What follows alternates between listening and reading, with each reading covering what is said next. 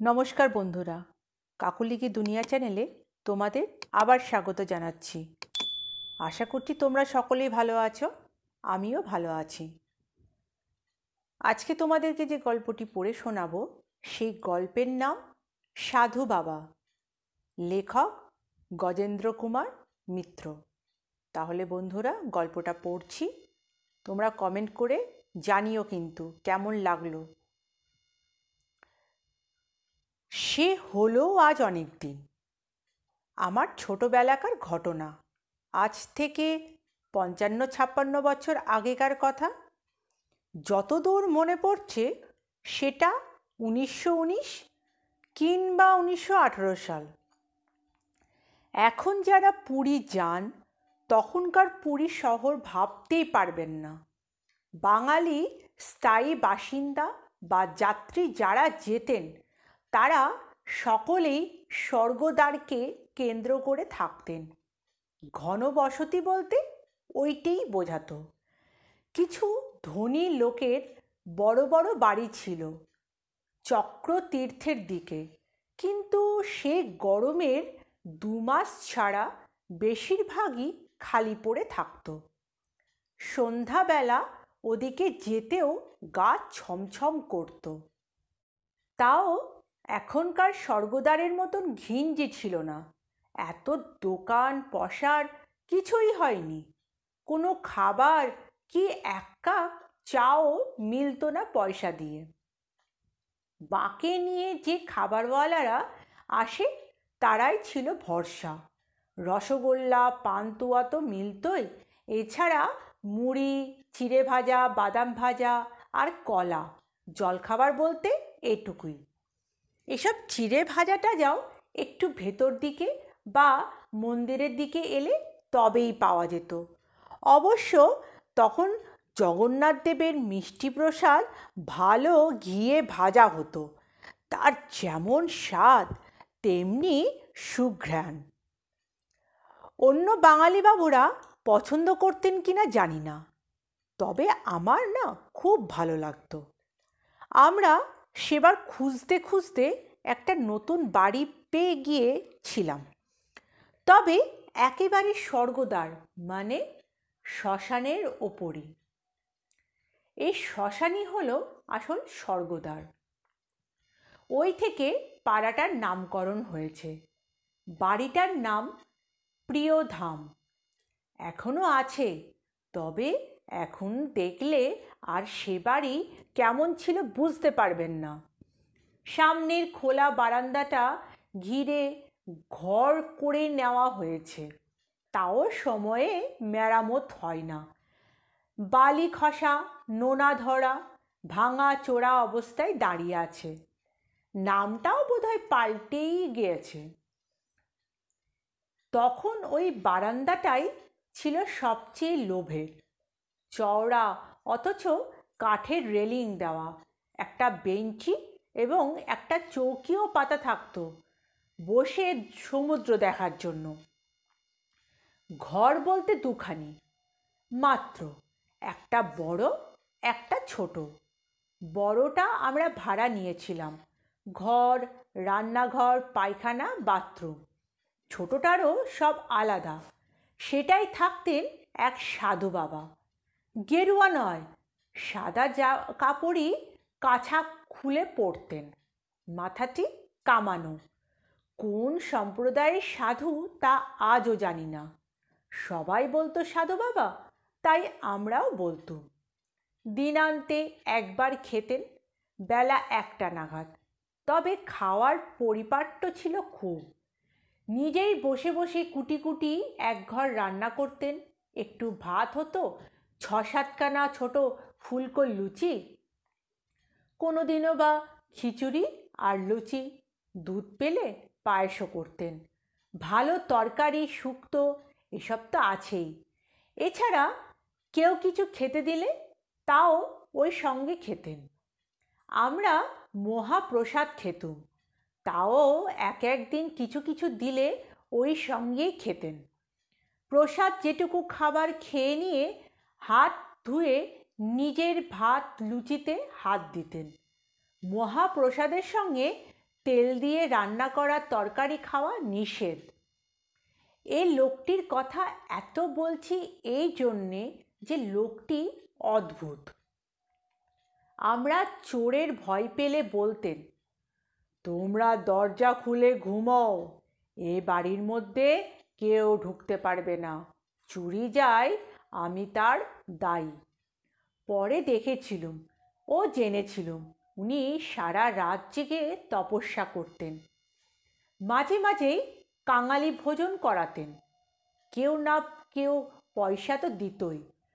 খুবই ভালো খাওয়াতেন, কিন্তু খাওয়াবার সময় একগাছা বেত নিয়ে দাঁড়িয়ে থাকতেন, কেননা কাঙালিরা প্রায়ই নিজেদের মধ্যে ঝগড়া দাঙ্গা করত। উনিও সপাসপ বেত চালিয়ে তাদের ঠান্ডা করতেন। বেটে খাটো মানুষ, কিন্তু গায়ে জোরও ছিল খুব। একবার দুটো ঝটকাওয়ালা, তোমাদের মনে হতেই পারে ঝটকাওয়ালা মানে কি, তাই আগে থেকেই বলে রাখছি। তখন টোপ্পল দেওয়া গরুর গাড়ি, গরুর বদলে ওখানে মানুষ টানত। দক্ষিণ ভারতে বলতো ঝটকা, পুরীতে কি বলতো মনে নেই। তো যাই হোক, ওই দুটো ঝটকাওয়ালা মাকে ধাক্কা মেরে ফেলে দিয়ে আবার কি অপমানসূচক কথাও বলেছিল। ঘটনাটা ঘটেছিল আমাদের ওই বাড়িটার কাছেই। কার মুখে খবর পেয়ে সাধু বাবা রান্না করতে করতেই উঠে এসে দু হাতে দুটোর গলার ধরে শূন্যে তুলে ঠকাঠক মাথা ঠুকতে লাগলেন। তারা তো পরিত্রাহি করে চিৎকার করে একবারে। উনি তত বলেন, আছড়ে মারব ধোপার কাপড়ের মতো, দেখ না কি হাল করি তোদের। শেষে ছাড়া পেয়ে মায়ের পায়ে ধরে রাস্তায় নাকখত দিয়ে তবে অব্যাহতি পায়। একবার ওখানে কুষ্ঠ আশ্রমে কি হয়েছিল, সেবা করার লোক নেই, উনি শুনে স্বেচ্ছায় যেতেন। সন্ধ্যাবেলা ফিরে নিমপাতা ফুটিয়ে সেই জলে স্নান করে বাড়ি ঢুকতেন। বলতেন, তোদের বীজাণু ফিজাণু যা থাকে ওতেই মরে যাবে, নিমের কাছে কেউ নেই। এই বলে গল্প বলতেন একটা। উড়িষ্যার কোন কবিরাজের ছেলে কবিরাজি হয়ে দূরে এক শহরে প্র্যাকটিস করতে বসেছে। ছেলে কীরকম কবিরাজ হলো দেখার জন্য বড় কবিরাজ একটি লোককে একখানা চিঠি আর কিছু খরচের টাকা দিয়ে ছেলের কাছে পাঠালেন। তখন হাঁটা পথ ছিল তো, বলে দিলেন, তুমি বাপু যখন বিশ্রাম করবে, কি রান্না খাওয়া করবে তেঁতুল গাছের তলা দেখে করবে। সেই মতো গিয়ে লোকটা যখন ছেলের কাছে পৌঁছলো, তখন তার গায়ে কুষ্ঠের লক্ষণ দেখা দিয়েছে। ছেলের হাতে চিঠি দিতে সে চিঠি খুলে দেখে তাতে কিছুই লেখা নেই, সাদা কাগজ। তখন সে লোকটিকে বললে, বাবা কি বলে দিয়েছেন ঠিক করে বলো দেখি। সে বললে, আর কিছু তো বলেননি, শুধু বলেছেন যে খাবে ঘুমোবে বসবে সব তেঁতুল গাছ দেখে তার তলায়। ছেলে বললে, বুঝেছি, তুমি এই উত্তর নিয়ে যাও, তবে একটা কথা, ফেরার পথে কিন্তু তুমি যা করবে নিম গাছের তলা বেছে নেবে। বসো, রান্না খাওয়া করো বা ঘুমো, সব ওই নিম গাছের তলায়। সে লোকটা যখন এসে পৌঁছলো, তখন তার কুষ্ঠ সেরে গেছে। কবিরাজ সব শুনে বললেন, হ্যাঁ, ছেলে আমার চিকিৎসা ঠিক ঠিক শিখেছে, তাতে কোনো ভুল নেই। হ্যাঁ, এবার যা বলছিলুম, আসল গল্পটা এবার শুরু করছি। সেদিন সন্ধ্যা সবে হয়েছে। তখন আমরা সমুদ্রের ধার থেকে প্রায় তখনই বেরিয়ে ফিরেছি। বৌদি চিড়ে ভাজা, বাদাম ভাজা, ঘি, মরিচের গুঁড়ো দিয়ে মাখছেন। মনটা আছে সেই দিকে। অলসভাবে শ্মশানের দিকে চেয়ে আছি। এমন সময় একটি মড়া এলো। সে দিনটায় একটু মেঘ মেঘ ভাবও ছিল, তাই যতটা হবার কথা তার চেয়ে বেশি যেন অন্ধকার হয়ে এসেছিল। তখন তো ইলেকট্রিক হয়নি, শ্মশানে তো আলোই নেই, পথেরও যা তেলের আলো তার অধিকাংশই জ্বলত না। যারা মরা পড়াতে আসতো নিজেরা হ্যারিকেন বা মশাল নিয়ে আসতো। তবে তখন স্বর্গদ্বারও ফাঁকা ছিল, দেখতে খুব অসুবিধা হতো না। বিশেষ করে তখন একটা চিতা জ্বলছিল অনেকক্ষণ থেকেই, তার আলোতেও অনেকটা দেখা যাচ্ছিল। যে লাশটা এসেছিল মোটাসোটা বিরাট মানুষ একটা, ঘোর কালো রং, দূর থেকে মনে হচ্ছিল বিপুলাকার একটা মোষ পড়ে আছে। জল খাবার খাচ্ছি আর দেখছি বসে, কী বা কাজ। আমরা কাশিতে পড়তুম, ক্লাস প্রমোশন হয়েই গরমে ছুটি পড়তো, হোম টাস্কের বেলায় ছিল না, নতুন বই তখনও কেনা হতো না, তা পড়বই বা কি। দেখছি ওরা বেশ কাঠ ঠাট নিয়ে চিতা সাজালো, বেশি করেই দিল মানুষটার আন্দাজে। তারপর লাশ চিতায় তুলে আগুন ধরিয়ে দিল। বেশ আগুন জ্বলে উঠেছে। আমরাও কি একটা গল্পে এ কথাটা ভুলে গেছি। হঠাৎ যেন একটা চাপা চিৎকার শোনা গেল। মানুষ খুব ভয় পেয়ে চেঁচিয়ে উঠলে যেমন হয়, কিন্তু এ অনেকগুলো মানুষ। চমকে চেয়ে দেখি যে লোকগুলো এই মরা এনেছিল তারা তো বটেই, পাশে যে চিতা জ্বলছিল তাদের লোক, এমনকি সরকারি ডোম, সবাই পড়ি কি মরি করে ঊর্ধ্বশ্বাসে ছুটছে। বালির ওপর দিয়ে ছোটার জুত নেই, পড়ছে উঠছে আবার পড়ছে, আর ভয়ে চাপা একটা বোকা বোকা শব্দ করছে।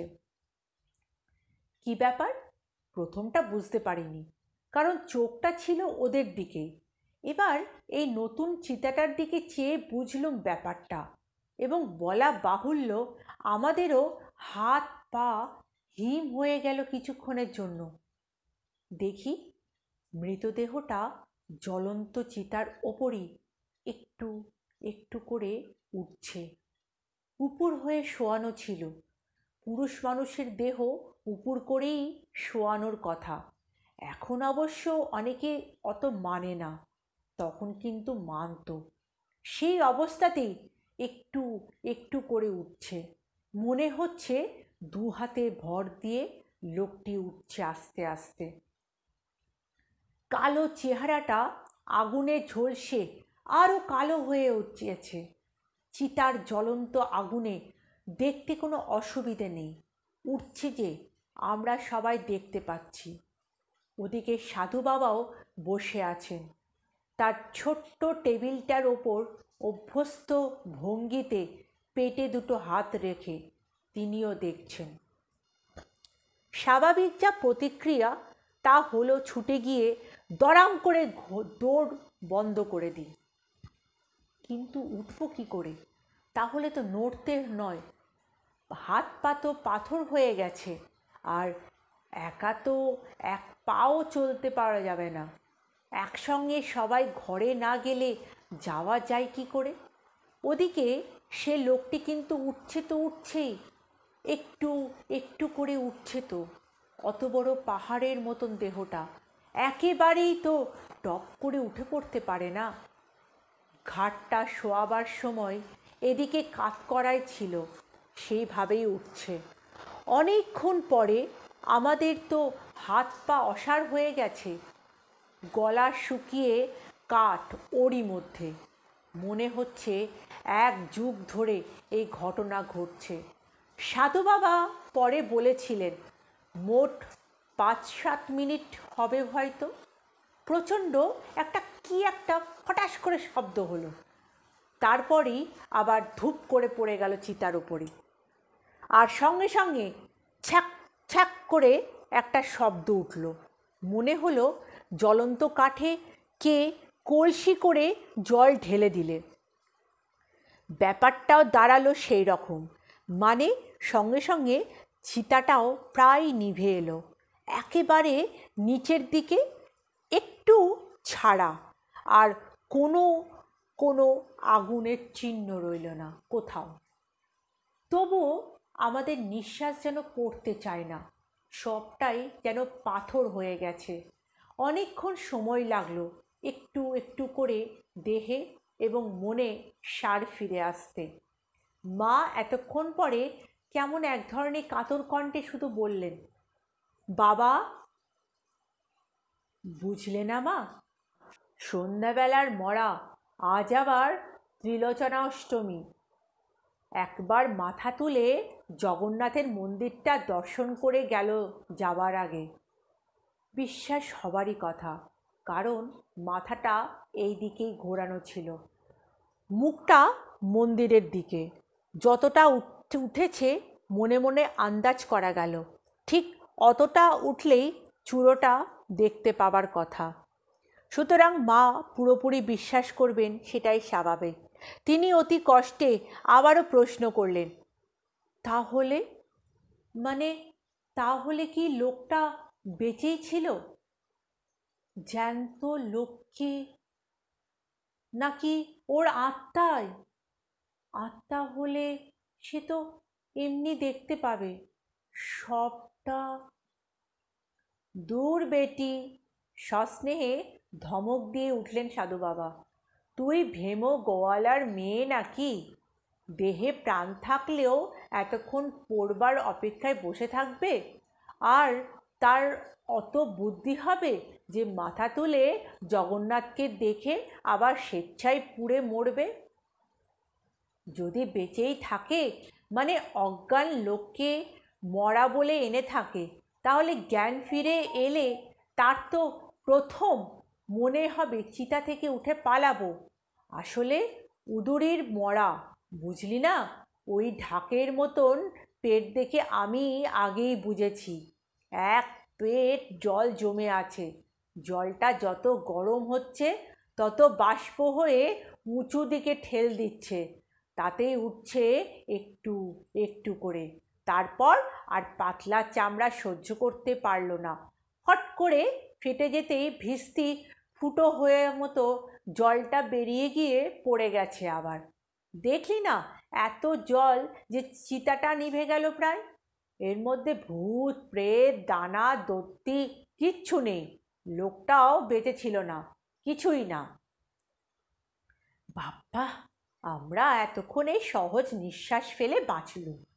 তবুও বৌদি সেই রাত্রে কিছুতেই আর ঘরের বাইরে যেতে রাজি হলো না। আর পাছে যেতে হয় বলে রাত্রে কিছু না খেয়ে শুয়ে পড়ল। আমরা নিশ্চিন্ত হলেও ব্যাপারটার কিন্তু অত সহজে নিষ্পত্তি হলো না। সঙ্গের লোকগুলো অবশ্য আস্তে আস্তে আবার ফিরে এলো কতকটা প্রাণের দায়ে। ওদেশে সাধারণ লোকের মধ্যে তখন খুব ভূতের ভয় ছিল। চিতা নিভে গেল, মরা পুড়ল না, যদি ভূতই ভর করে থাকে, সুতরাং ওটা আবার জ্বালা দরকার, নইলে ওরা মানে অপদেবতারা যাবেন না। জ্বললও আবার, যে যার কাজ শেষ করে রাত 11টা নাগাদ ফিরে গেল। আমরা তো তার ঢের আগেই শুয়ে পড়েছি। কখন ঠিক গেছে তাও জানি না। কিন্তু তারপরই একটা বিষম ঘোট শুরু হয়ে গেল। শুনলাম আমাদের পিছন দিকে। গোবর্ধন মঠের কাছাকাছি থাকতো লোকটি, ছুতোরের কাজ করত। একটি মেয়ে, তার বিয়ে হয়ে গেছে, আরও অনেক ছেলে মেয়ে হয়েছিল, কেউ বাঁচেনি। এখানে নিজেদের বাড়ি আছে, খড়ের ঘর, কিছু জমি জমাও আছে আশেপাশে। এখান থেকে কিছু দূরে কোনারকের পথে নিয়াখিয়া নদীর ধারে ওর আসল গ্রাম। সেখানেও বাড়ি আছে, জমি আছে কিছু, অর্থাৎ অবস্থা একেবারে খুব খারাপ নয়। সম্ভবত বিধবার হাতে 2-4টে টাকাও আছে। লোকটার নাম রঘু, বউটির নাম রোহিণী। এইবার নানা পরামর্শদাতা এসে জুটল রোহিণীর কাছে। একজন এক এক রকম বলে, আর কিছু কিছু টাকা আদায় করে নিয়ে যায় বিধবার কাছ থেকে। পাড়ার এক পণ্ডিত বলেছে, সন্ধ্যাবেলা মরা নিয়ে যাওয়াটাই ভুল হয়েছে।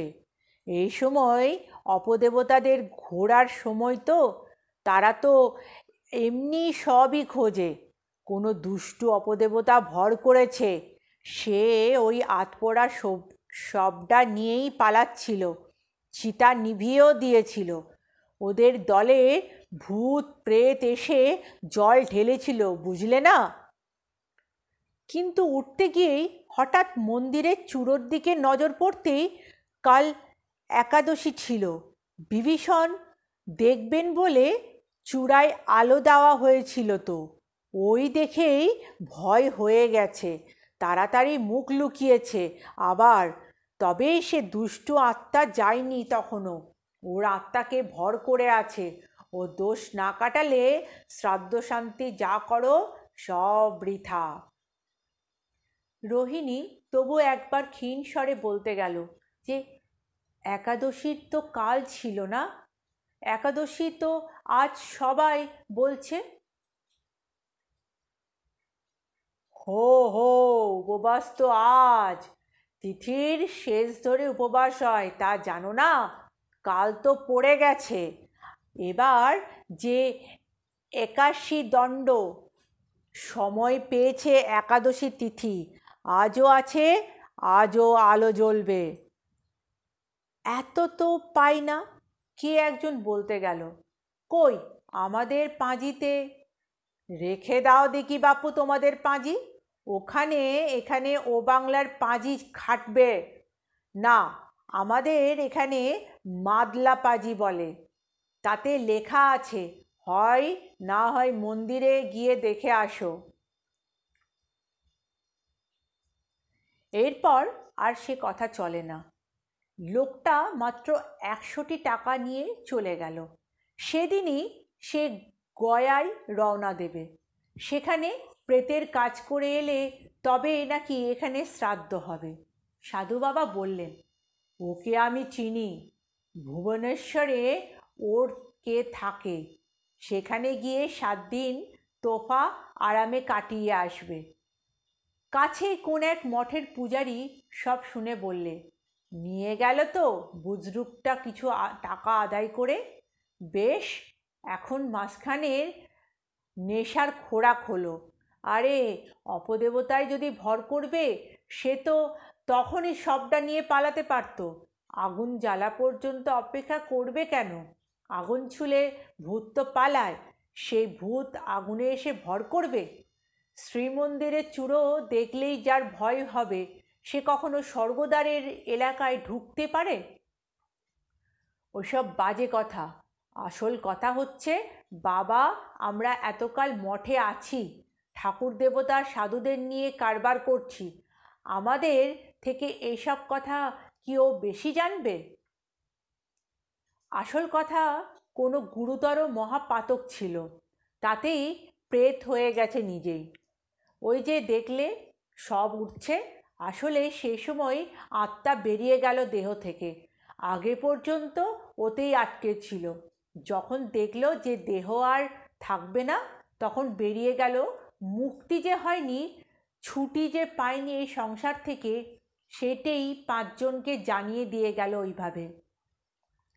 পণ্ডিত কোনো ব্যক্তি থাকলে তবে বলে দিত কথাটা। এর সবচেয়ে ভালো প্রক্রিয়া কি জানো? ওই চিতাতেই যজ্ঞ করতে হতো। এর একটা ক্রিয়া আছে তন্ত্রে, সহজে মিটে যেত। বিবর্ণ মুখে বিধবা প্রশ্ন করল, তা এখন উপায় কি বাবা? কোনো মতে কি ছুটি দেওয়া যায় না লোকটাকে? কেন যাবে না? খুব যায়। যাবে না তো কি লোকটা প্রেত হয়ে থেকে পাড়ার লোকের অনিষ্ট করে বেড়াবে? সে আমি ঠিক করে দেবো। যজ্ঞ করতে হবে, এই বড় কঠিন যজ্ঞ, কিন্তু 3 দিন লাগবে যজ্ঞ শেষ করতে। কিছু খরচা করতে হবে, তবে আমি তোমার টাকা কড়ি নেব না, যা বলবো জোগাড় করে দেবে। তোমার সামনে এই মঠেই যজ্ঞ হবে, নিজের চোখে দেখবে। আমার কাছে কোনো লুকো ছাপা ব্যাপার নেই। আমি ওর মতো বুজরুক্কি জোচ্চোর নই যে করব বলে ভাঁওতা দিয়ে টাকা নিয়ে সরে পড়ব।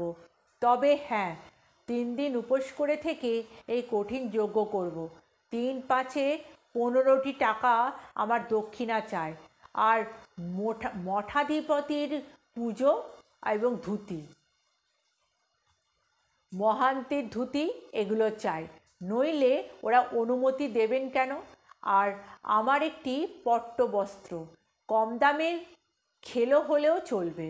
পট্টবস্ত্র না পরে তো আর যজ্ঞে বসতে পারবো না, আমার নিজের নেই। এইগুলি জোগাড় করে দিতে পারো তো আমি হোম করে দেব। জোগাড় আর সদ্য বিধবা কোথা থেকে করবে? পোস্ট অফিস থেকে টাকা এনে 150 টাকা পূজারীর হাতেই ধরিয়ে দিল।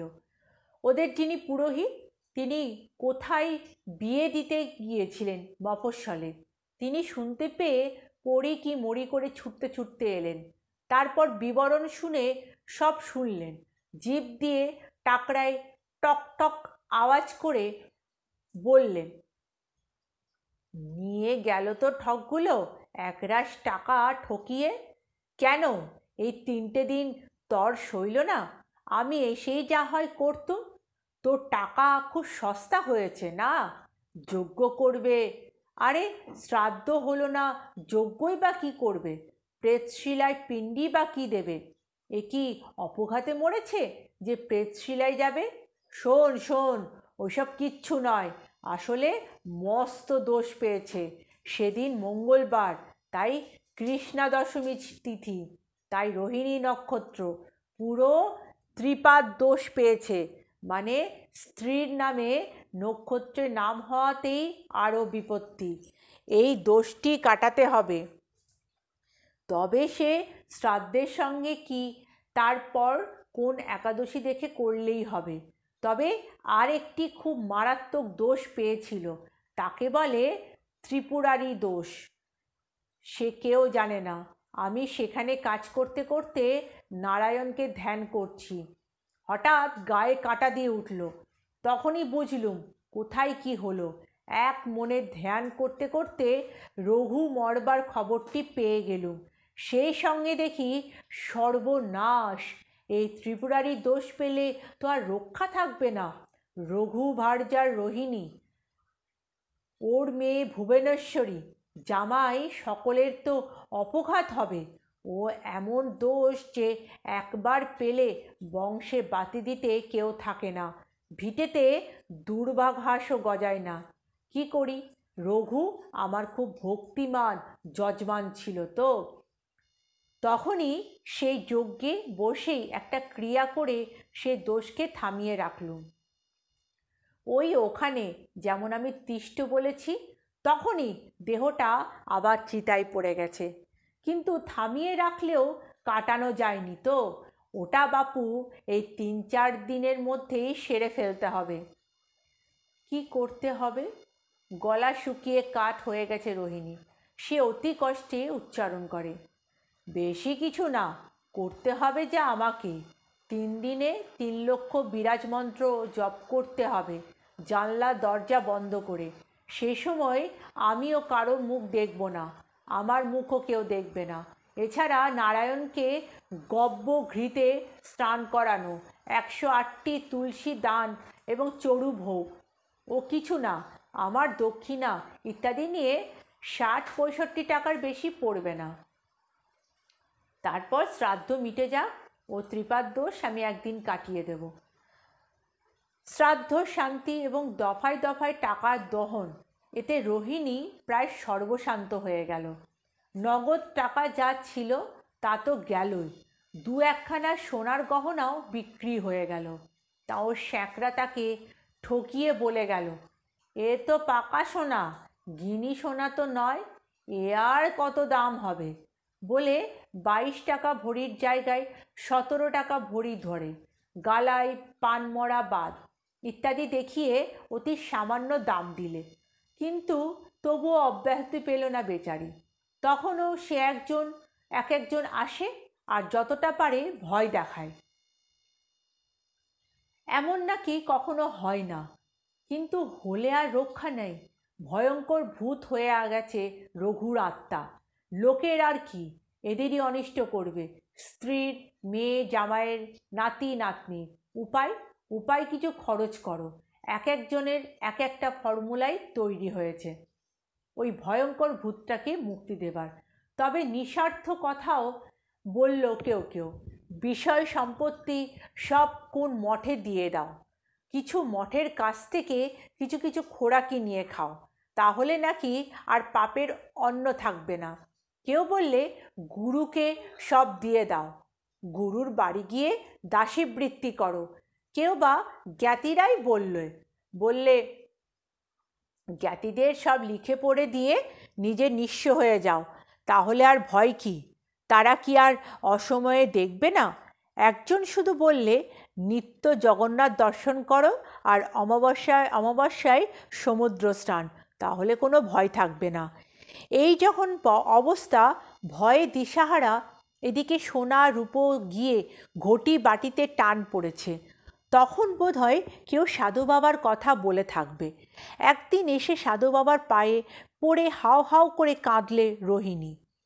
সাধু বাবার মতো মুখ খুব খানিকটা খিঁচলেন, বললেন, কেন আবাগি, এর আগে আসতে পারিসনি? সবাই যখন সব খুবলি খেয়ে নিলে তখন আমার কথা মনে পড়ল। কেন, গায়ে এখনো মাংস তো আছে, সেটা যে ছেড়ে দিলে শকুনের দল। কি হবে বাবা, আপনি তো দেখলেন অবস্থাটা। এমন কারোর ভাগ্যে হয় বলুন? আমার কপালের জন্য এ কাণ্ড তোলা ছিল যে। আমরা ভাবছি তখন সাধু বাবা উদুরির ব্যাপারটা এবার বুঝিয়ে বলবেন, কিন্তু তিনি সেই দিক দিয়েও গেলেন না। বললেন, আচ্ছা, অত কথার দরকার কি, সে লোকটাকে জিজ্ঞাসা করলেই তো হয়। রোহিণী বুঝতে পারল না কথাটা। কে? কাকে বাবা? কে আবার? রঘু, রঘু। ব্যাপারটা কি হয়েছিল তার কাছে জানলেই তো পাকা খবরটা পাওয়া যায়। তা তার কাছে? আবার গলা শুকিয়ে কাঠ রোহিণী। আরে তাতে কোনো অসুবিধা হবে না, তাকে ডাকলেই সে আসবে। এ তো আমরা হামেশাই ডাকি, তুই শুনিসনি? ইংরেজ সাহেবরা বার করেছে একরকম টেবিল, অন্ধকার ঘরে স্নান করে কাঁচা কাপড়ে তিনজনে বসে টেবিল ছুঁয়ে এক মনে যে মরা মানুষের কথা ভাববে সে এসে ভর করবে ওই টেবিলে। তার তো দেহ নেই, শুধু সূক্ষ্ম শরীর, সে তুই বুঝবি না। মোদ্দা তার কাছে তখন যা জানতে চাইবি সে তাই লিখে দিয়ে যাবে। সাদা কাগজ রাখলে টেবিল আপনি ঘুরে ঘুরে লেখে। তুই লেখাপড়া জানিস তো, নিজেই পড়তে পারবি। রোহিণী বিস্ময়ে চোখ বড় বড় করে চেয়ে থাকে। তার মধ্যেই একটু লজ্জা লজ্জা ভাবে বলে, আমি তো বাবা লেখাপড়া জানি না। সে ঠিক আছে, আমি জানে দেব। আমার আজকাল আর ও টেবিলে লাগে না। অন্ধকার ঘরে ধুনো দিয়ে বসলেই তারা আসে, যা জানতে চায় জানিয়ে চলে যায়। তুই কাল আসিস, আমি বলে দেব ক্ষণ।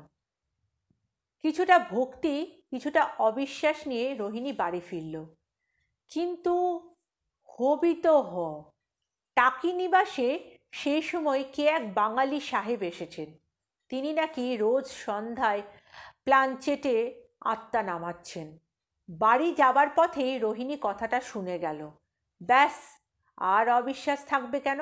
সারা রাত কৌতূহলে উদ্বেগে ছোট ছোট ছটপট করে ভোরবেলায় আবার এসে হাজির হলো রোহিণী। সাধু বাবাও অবশ্য শেষ রাতেই উঠে পড়েন। ঘুমোনোই যা যে কালে, সেকালে আর ওঠার কথা কি। ভোর 4টেতে বাইরে এসে বসেন।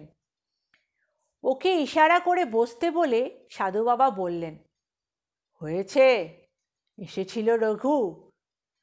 আলো নিভিয়ে বসবার সঙ্গে সঙ্গে এসে হাজির। আসলে সেও কথাটা বলবার জন্য ছটপট করছিল। তাকে ঠকিয়ে যে যা পারছে লুটে পুটে নিচ্ছে, এজন্যই তার আরও আফসোস। তা সে কি বললে বাবা? রুদ্ধ নিঃশ্বাসে বিবর্ণ মুখে জিজ্ঞাসা করে রোহিণী। কিন্তু সে কথার জবাব না দিয়ে সাধু বাবা পাল্টা প্রশ্ন করলেন, তুই শেষ যেদিন রঘুর সঙ্গে মন্দিরে যাস ফেরার পথে তুই কি একটা জিনিস কিনে দেবার কথা বলেছিলি রঘুকে মন্দিরে দাঁড়িয়ে, মনে আছে? রঘু বলেছিল, আজ থাক, সঙ্গে টাকা নেই, আর একদিন কিনে নিয়ে যাব তখন। মনে আছে কথাটা? ভালো করে ভেবে দেখ দেখি। রোহিণীটাও বিহ্বল একবারে। আর যাই হোক, এই ধরনের প্রশ্নের জন্য সে তৈরি ছিল না। প্রথমটা তো মনে কিছুই করতে পারল না। অবাক হয়ে সাধু বাবার মুখের দিকে চেয়ে রইল ফ্যালফ্যাল করে। তারপর জড়িয়ে জড়িয়ে বললে, কই তেমন তো কিছু, মানে কই মনে পড়ছে না তো। ভালো করে ভাব, তবেই তো মনে পড়বে। একটা একটা করে জিনিস ধর না, বাসন কোসন কাপড় চোপড়। হঠাৎ যেন লাফ দিয়ে উঠল রোহিণী। হ্যাঁ হ্যাঁ হ্যাঁ, মনে পড়িলা। মুখ কৈখিলি গুটে বড় থালারও কথা। একখানা বড় থালা কিনে নিয়ে যাওয়ার কথা বলেছিলুম বটে। ঘরে সব ছোট ছোট থালা, জামাই এলে খেতে দিতে পারি না। আমি সঙ্গে এসেছিলুম দেখে পছন্দসই একখানা নিয়ে যেতে পারতুম। তাতেই সে বলেছিল তেমন বড় থালা কিনতে গেলে ৮-১০ টাকা পড়ে যাবে। অত টাকা এখন নেই, আরেকদিন এসে তখন নিয়ে যাব। ঠিক ঠিক, তা বাবা তার সঙ্গে আছে আছে, ব্যাপার আছে, নইলে কি আর বলেছে? সাধু বাবা গম্ভীর হয়ে বলেন, আসল কথাটা কি জানিস? টাকা সেদিন সঙ্গে ছিল, মিছিমিছি অত থালা থাকতে আর একখানা কিনবি, তাই তোকে মিথ্যা কথা বলেছিল। মন্দিরে দাঁড়িয়ে মিথ্যা বলা হলো, আবার মিথ্যা প্রতিশ্রুতিও দেওয়া হলো তো। বলেছিল আর একদিন এসে নিয়ে যাব, তাও হয়ে ওঠেনি। সেই সব খেয়াল ছিল না। মরার পর দেখে যমদূত এসে ঘিরে ধরেছে। কি ব্যাপার? রঘু বললে, স্বর্গদ্বারে মরেছি, এতদিন প্রভুকে দর্শন করেছি, যমদূত কেন? তখন তারাই মনে করিয়ে দিল, মজা হচ্ছে, দেহ যতক্ষণ থাকবে যমদূত আত্মা নিয়ে যেতে পারবে না। ও তাইও প্রাণপণে দেহটাই আঁকড়িয়ে রইল। যখন আগুন জ্বলেছে আর থাকতে পারে না, তখন শেষ একবার ঠেলা উঠে মন্দিরের দিকে চেয়ে জগন্নাথের কাছে মাপ চেয়ে নিল। তাতেই নিশ্চিন্তি, আর যমদূতেরা ভয় রইল না। কিন্তু তুই যে এমন বোকা, এমনভাবে নিজের সর্বনাশ করবি, তা কি সে জানে? সেই থেকেই ছটপট করছে বেচারি, এইখানেই ঘুরছে, কাউকে না বলে স্বর্গে যেতেও পারছে না। রঘু যে তার জন্য এখনও এত চিন্তিত, আর সে যে রঘুরই মুক্তির জন্য এমন অকাতরে যথাসর্বস্ব খরচ করছে, সেটাও যে রঘু জেনেছে, এই দুটি কথাই রোহিণীর মনে লাগলো। আনন্দের শান্তিতে তার দু চোখ দিয়ে জল পড়তে লাগলো গড়িয়ে। এতদিন সাধু বাবার কাছে এলে আর এমনভাবে আজ পথের ভিখিরি হতে হতো না। এ আফসোস একটা হলো, তবে সে কিছু না, আনন্দই তার বেশি। সে আঁচল থেকে দুটো টাকা খুলে সাধু বাবার পায়ের কাছে রেখে বলল, আর কিছু তো নেই আজ্ঞে, এতেই আপনি যা হয় একটু প্রসাদ সেবা করবেন। সাধু বাবা ধমক দিয়ে উঠলেন, হ্যাঁ, তা নয়, তোমার ওই দুটো টাকার জন্য তীর্থস্থানে পরিগ্রহ করার পাপে ডুবে আর কি। যা, নিয়ে যা, সব তো শেষ করেছিস, এই দুটো আমি দিচ্ছি, মনে করে রাখ, অসুখ বিসুখ হলে কাজে লাগবে। হাসতে হাসতে আর চোখের জল মুছতে মুছতে রোহিণী চলে গেল। সে বাড়ির পথ ধরতে মা প্রশ্ন করলে সাধু বাবাকে, কাল সত্যি এসেছিল রঘুর আত্মা? দূর বেটি, বোকা কোথাকার, কে বা নামাচ্ছে আত্মা, আর সেই বা আসছে কোথা থেকে? তীর্থস্থানে মরেছে, এতকাল জগন্নাথ দর্শন করেছে, তার কি আর অধোগতি হয়? যদি স্বর্গ নরক বলে কিছু সত্যি থাকে, সে তো সঙ্গে সঙ্গে স্বর্গেই চলে গেছে। তবে বেকুবের মতো চেয়ে থাকেন মা সাধু বাবার মুখের দিকে। ওরে পাগলি, আমি যদি ওকে বলতুম যে উদরের জল বাষ্প হয়ে মরাটাকে ঠেলে তুলেছিল, ও বিশ্বাস করত? আবার কার কাছে ছুটত? বিঘা জমি বুঝি এখনো আছে, সেগুলো বেচে জোচ্চোরদের হাতে দিয়ে একেবারে পথের ভিখিরি না হওয়া পর্যন্ত শান্তি হতো না ওর। এই যা বললুম, বিশ্বাস হলো? তা তাহলে ওই থালা কেনার কথাটা কেমন করে জানলেন? মা আবারও প্রশ্ন করলেন। এক রকমের ধূর্ত দৃষ্টিতে মার মুখের দিকে চেয়ে সাধু বাবা বললেন, থালা কেনার কথা তো আমি বলিনি, ওর মুখ থেকেই তো বার করলুম। আরে বাপু, মেয়ে ছেলে, স্বামীর সঙ্গে এসেছে, সামনেই বাজার, কিছু না কিছু কেনার কথা তো বলবে না, এ কখনো হয়? আর স্বামীদেরও যদি স্ত্রীদের সব বায়না পূরণ করতে হয়, তাহলে তো তার কুবেরের ঐশ্বর্যের কুলোবে না। কাজেই সে মিথ্যা কথা বলবে বা ধামাচাপা দেবার চেষ্টা করবে, এও তো জানা আছে। সেইভাবেই ঘা দিতে থালার কথাটা বেরিয়ে এলো, বুঝলি না? তোরাও তো মেয়ে ছেলে, নিজেদের মন দিয়ে ভেবে দেখ না। এই বলে সাধু বাবা হা হা করে করে হেসে উঠলেন, খানিকটা আপন মনেই। বন্ধুরা, কেমন লাগলো আমার এই গল্পটি? যদি ভালো লাগে কমেন্ট করে অবশ্যই জানিয়ে দিও, ঠিক আছে? আর আমার চ্যানেলটিকে লাইক আর সাবস্ক্রাইব করতে ভুলো না যেন, ঠিক আছে বন্ধুরা? তোমাদের কাছে এটা আমার রিকোয়েস্ট। আর পারলে সবার কাছে শেয়ার করে দিও, ঠিক আছে? আজকের মতন বিদায় নিচ্ছি, সবাই ভালো থাকবে কিন্তু।